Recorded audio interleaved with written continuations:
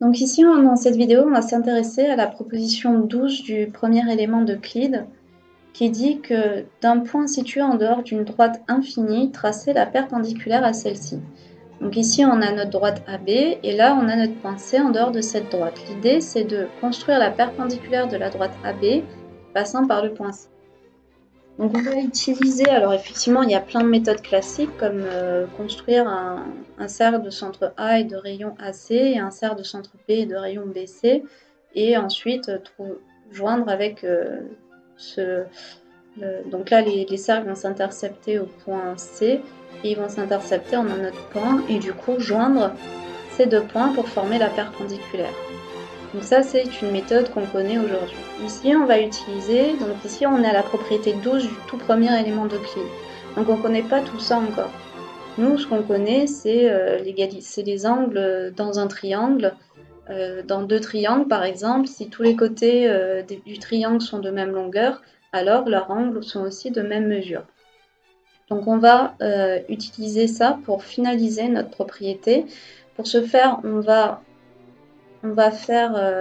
construire un triangle un peu particulier, c'est-à-dire qu'il faut qu'on ait la similitude des côtés. Donc on construit un cercle de centre C et de rayons dépassant, un rayon de cercle, de sorte que ce cercle intercepte la droite AB en deux points. C'est-à-dire qu'il ne faut pas qu'il soit comme ça. C'est-à-dire il ne faut pas qu'il soit trop petit comme ça, ou complètement, ou que D ne puisse pas intercepter la droite AB. Donc tac, on va le mettre en bleu. Ok.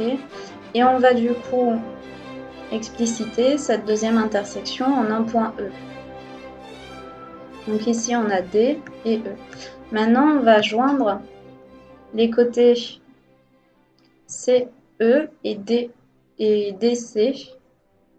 Tac, tac, tac, tac. Donc ces côtés-là, étant donné que D et E appartiennent au cercle de centre C, on en déduit qu'ils sont du coup égaux parce qu'ils définissent le rayon de ce cercle. Donc on les note et on les colorie de la même couleur. Tac, donc en rouge. Hop, et le codage. Maintenant, ce que je vais faire, c'est séparer en deux ce segment, comme on l'a vu, avec les bisectrices d'un triangle équilatéral. Donc là, on est un peu dans la même configuration de la construction d'une bisectrice d'un angle, c'est-à-dire qu'ici, on a égalité sur les deux côtés, donc on peut se permettre, des deux côtés de la bisectrice sur laquelle elle sera issue, en fait, donc là, la bisectrice sera issue du sommet C. On est bien dans la même configuration que de la propriété, je crois, la propriété 9, c'est-à-dire à savoir que l'on a deux côtés égaux. De plus, cette construction de bisectrice va être perpendiculaire et c'est ce que nous allons montrer. Donc on construit la bisectrice. Donc ça rejoint la propriété des triangles isocèles qui dit que la bisectrice dans un triangle isocèle, c'est aussi la médiatrice et aussi la hauteur. C'est-à-dire que on a forcément une droite perpendiculaire quand on dessine la bisectrice d'un angle isocèle. Et cette preuve, en fait, en utilisant les propriétés précédentes, va montrer en fait cette propriété qui est vraie en fait, en s'appuyant sur évidemment les propriétés précédentes.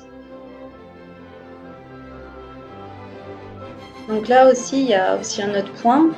Ici, on sait que ça va être perpendiculaire, parce qu'ici, ça va définir la médiatrice de notre segment dans le sens où C est à équidistance du point E et D, c'est-à-dire des extrémités du segment. Donc là, on a partagé en deux, donc en utilisant le procédé qu'on a vu précédemment dans les propositions pour scinder en deux un segment, on utilise cette notion de bisectrice avec deux côtés issus d'un angle de segment, par exemple, qui ont deux côtés égaux. Donc qu'est-ce qu'on a maintenant? On a ce segment EF qui est égal au segment FD. Donc je vais les colorier et les coder. Donc tac, et paf, un vert. Paf, style. Ah, ça n'a pas pris un vert. Tac et tac. Donc on a ça. Donc qu'est-ce qu'on remarque? On remarque que le triangle CFE et CFD ont tous leurs côtés égaux, parce qu'effectivement ils partagent un côté. Donc ce côté-là sera de même longueur pour le triangle CFE et CFD. Et ensuite ils ont EC qui est égal à CD et EF qui est égal à FE. Donc ça veut dire que dans ce triangle-là, tous les angles à l'intérieur de ces deux triangles vont être égaux. En particulier, l'angle CFE et DFE vont être égaux. De plus, comme ces angles sont adjacents, et que si à l'intersection de deux droites, deux angles sont adjacents et égaux, on en conclut que la droite forme un angle droit avec la droite qu'elle intercepte. Donc on en déduit alors que nous avons bien construit la perpendiculaire de la droite AB à l'aide des propriétés dues à l'égalité des angles dans deux triangles égaux.